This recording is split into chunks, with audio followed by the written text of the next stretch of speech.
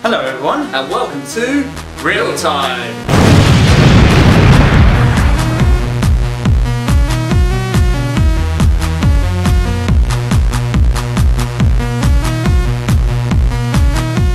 In today's episode, we are going to be talking about animated movies. More importantly, the battle of animation between Monsters University and Despicable Me 2. Woo! Yay! Now, I'm sure you're all asking yourselves, why are we talking about both of these films? Well, they came out relatively at the same time, probably a couple of weeks apart. Pretty much. There's summer blockbusters that have literally just under a month came together. And well, that's everyone's excited about it. I mean, if you go onto your Facebook newsfeed around the time they came out, I bet you anything, people will either talk about Despicable Me 2 or Monsters University hype. And since the summer is probably the most competitive time for movies, these are the two main animated films. And they've obviously got to get out for the kids in summer holidays. Absolutely. And it's going to be in cinemas pretty much the whole summer. So we're going to discuss them and see which one is better. Alright, and well, okay, well let's start with the stories then. Let's see, well, Despicable Me 2 is the continuation, obviously, of Despicable Me 1, and follows Gru after he's adopted his 3 children, and is quit being a villain. So the story's mainly focused on literally how Gru's handling his new life, you know, no longer a villain, no longer living the exciting life he once had. And it's kind of like the challenges of being a father that come across to him, and as well him getting pestered to find a lady friend. And that's pretty much it, and he gets dragged in by the anti-villain league due to his history as a villain, and the story kind of kicks off from there and how he has to take on the new Despicable Me villain, El Macho. El Macho. Monsters University is the prequel to Monsters Inc., which came out 10 years ago, and it tells the story mainly of Mike Wazowski, starting from when he was a child and he visited Monsters Inc. and realised, I want to be a scarer. I have to admit, little Mikey is so adorable. He's so cute.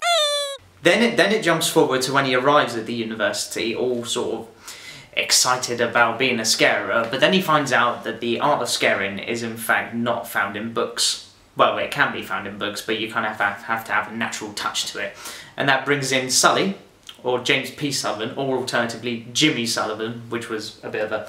Mentioned once and never mentioned again. That is true, they don't mention it again.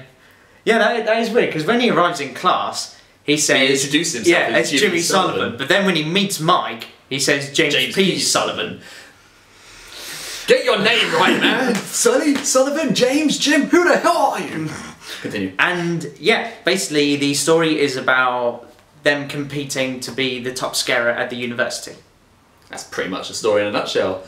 But my issue of prequels has always been that you can chuck the character in any dangerous scenario, like, you know, like in any near-death scenario, and you'll just be like, no, they're fine, you know they're gonna, like with Mike and Sully, you know they're gonna become scarers. Like literally, an interesting part for me was more of Randall's character, because he starts off as such a nice character, and then, well, we all know he's a bit of a dick.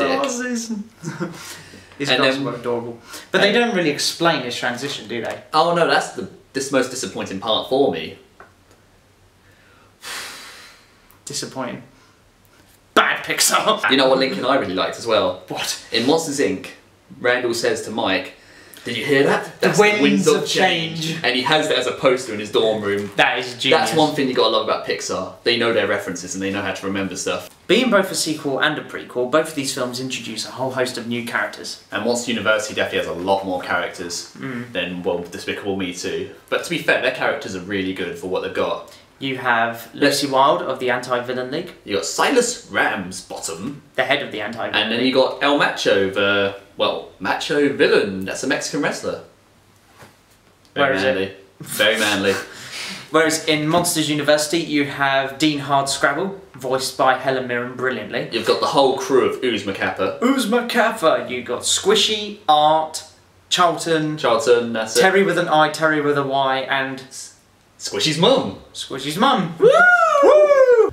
Let's go over Despicable Me 2's new characters. Lucy Wilde, I felt, was a really interesting character. Oh no, they were all really interesting. They've all got their own charm to them. Like, Lucy's like just really hyperactive and, you know, enthusiastic. Whew, I wasn't expecting that. Was I? And then as well, we've got, well, Silas is just your typical British boss, really. First thing Very he's long chin. really long chin, British accent. He's got his cup of Java. Java. Java. I like the word Java. And then you got El Macho, who I thought was funnier than Vector from the first film. Oh, really? Yeah. Actually, no. Vector. I actually prefer Vector. El Macho is certainly macho. But Well, not anymore because he's got a beer gut. But Vector was just like I just loved everything about him. Like, curse you, tiny toilet. Yeah, that was funny. I just loved how he's definitely a weaker and worse villain than El Macho. But El Macho drinks a drink with cobra venom in it, and then he eats the glass. El Macho was, as I've already repeated, incredibly macho. But Vector had the catchphrase of "Oh yeah, Oh yeah, oh yeah, oh yeah, squid gun." Have you ever seen one of these? No, because I invented it. Oh yeah, That'd be so weird to just hear people going, "Oh yeah, oh yeah. Anywho, I'm just going to chuck out now. I prefer Despicable Me 2 because it's got more minions. I definitely like the characters more. But the one thing that would never beat Despicable Me 1 in the terms of villainy is Vector and the Bank of Evil. yeah, I miss his dad. I can't know what his name is. I kind of wish Vector's dad returned in Despicable Me 2 for like some form of vengeance, considering that his son is probably dead now of starvation on the moon. Yeah, and he hasn't got many neighbours. Let's be honest. He's got that little minion that's stuck flying through the air. Yeah, poor little guy. I meant to close that window. Anyway, yeah, should we go on to Monsters Uni then? You've got the purple minions. Oh yeah, we've got the purple minions, but not much said about them other than they're indestructible and funny. They are funny. Okay, Monsters Uni, the cast of Uzma Kappa, they were all pretty memorable. Pretty memorable. I don't know. Well, Don Charlton was really awesome. I like Charlton. Yeah, Charles. I just love that he's I kind of like the idea of seeing a senior member. A middle-aged man. Yeah, and it's just that he had some really good one-liners as well, such as, don't think of me as your brother, don't think of me as the person dating your mum, think of me as your brother, that's... Marrying your mum. That's marrying your mother. Oh god, that's even worse. Yeah, I quite liked him, but Squishy is just fun. I just love the whole gag that he's just really quiet. His mum's funnier though. No, Squishy's funnier. No, his mum is. I'm going to do a Squishy face now. In keeping with the spirit of Monsters University, we thought we'd take the opportunity to... Try it for ourselves. Yeah. And well, you've seen all the monsters in Monsters Inc. and Monster University try and scare children. We're going to show you how pros do it. I don't want that rainbow trout.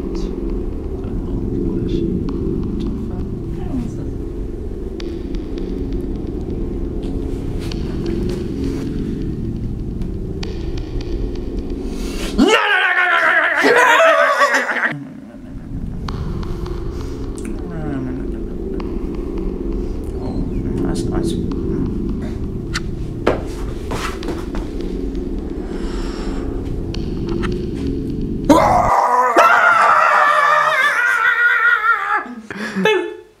And that's how the pros do it. Right, well, I guess as we're talking about animation, we should actually talk about The animation. Well, they moved for a start. Yeah, that's a good start. I tried animating once. I think, needless to say, Monsters University definitely has the crisper animation. Well, going by its budget of, what was it, like 200 million or so? Well over 200 million. Well over 200 million. It's fluid, it's crisp, it's absolutely beautiful to look at. Like, I noticed there's a lot of establishing shots of just the university itself and the students walking around campus, and you can tell where the money went. It's beautiful, rendered amazingly. Whilst Despicable Me 2, the animation has definitely stepped up a notch from Despicable Me 1. Like, if you watch both of them back to back, you can really tell the difference. But it's amazing considering that the budget is pretty much the same. $70 million. Which is... Oh yeah, same as Despicable Me 1's. Yeah. But yeah, no, it's much better, much more fluid, but you can tell with the environments, like the characters are lovely, but you can tell with the environments the characters go through that there's definitely less money put into like the rendering and the textures and the matte painting and everything. But yeah, other than that though, in terms of animation, Monsters Uni does take this one. Yeah, I mean, I don't suppose you can't really say whether one's animation is better than the other, because it depends on what you want out of animation. But yeah, there's always different styles. You can say the Monsters Uni is definitely a lot sharper. It's more sharp, and I think it's more fluently animated. Yeah. Especially as well, I mean, you got to take in Sully's hairs, for instance. Like, each hair is individually animated. I mean, if you think about it, even in Monsters Inc., that was revolutionary at the time, and that was 10 years ago. But plus, Pixar have got well over 20 years of experience with this, whereas Universal, this is their second animated film. I've just realised a lot of characters in Despicable Me haven't got any hair. Silas is hairless. Gru is hairless. Most of the minions just have Homer Simpson hair. Oh my god! Bugger?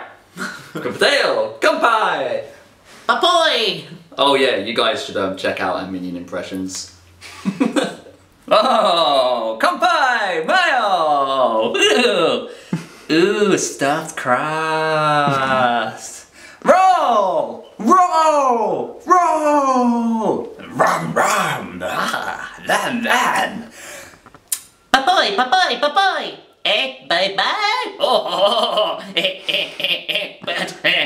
roll, roll.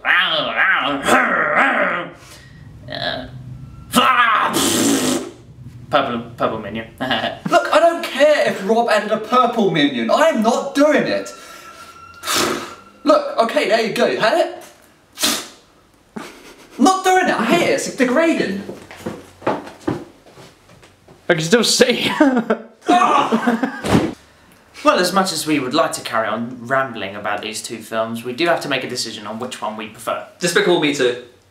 Yeah, it's Despicable Me. Sorry, that was really anticlimactic, I know. Yeah. But I just prefer the...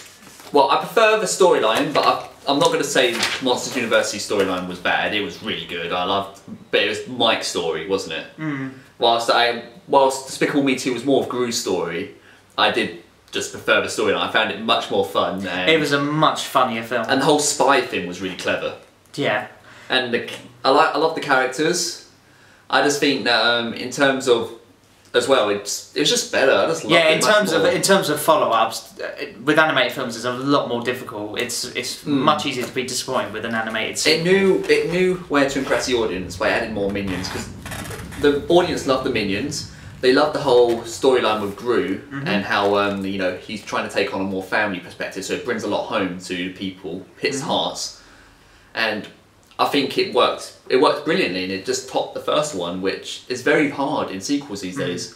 And to let you know that we are taking this seriously, I have some statistics. Ooh. The budget for Despicable Me 2 was $76 million, and the budget for Monsters Uni was $200 million. Really big difference there. Wish I had that money. Now the big numbers. The box office gross to date. I looked at these statistics this morning. The date of that will probably be here, just as a reference. Just look where my finger is. The box office gross for Monsters University was, drum roll please, $532 million, which is a bit, that's quite a lot. I'd happily have $532 million. I mean, you're sounding quite impressed there. And the box office gross for Despicable Me 2 is, drum roll please, $584 million. Which, considering how much they cost to make, is a massive sort of boost for them. It's a massive difference, but it really just shows that the audience, well, people just love Despicable Me. And that, well, it works. It works well. It's not just a typical children's film that you get every day, like Ice Age. The first Ice Age was brilliant. We're not going to get into this, we're running out of time. Okay, first Ice Age is good, sequels, don't talk about. Fair enough. So, yeah, for our first kind of battle of the animated films, that's a completely original title, the winner is Despicable Me 2! Woo! Confetti! Wait for the very rubbish CGI effect here. That's nice, that is. Anyway, well, but don't let our opinion sway you. If you prefer Monster University, you know, great. It's a brilliant film. Yeah, it's like, there's nothing wrong with. I think, you know, they're both equal in their own rights. If you look at it from another standpoint. But yeah, if you disagree with our opinion or you agree with it, then, you know, comment on it. Tell us. We would like to hear it. And if you liked our second video, which is fair to say, a bit more structured than our first video, then hit the subscribe button, which is actually down here, not when we say structured, we just mean with a bit more polish. It's still a bit... Yeah, I washed my face this morning. Hit the subscribe button down here, and if you like the video, hit the like button, and if you didn't like the video, hit the like button. Hey, you stole my joke from the first episode. I know, I'm like that. And if you have any suggestions for films you'd like us to discuss, then leave us a comment. Leave us a comment. Also, please like our Facebook page, Reeltime. Yeah. And as well, our Twitter account, which will also probably be Reeltime. We haven't actually made that yet. Yeah. Right, and as a special way to end this video, we decided to give you the most enthusiastic dance number ever. Play.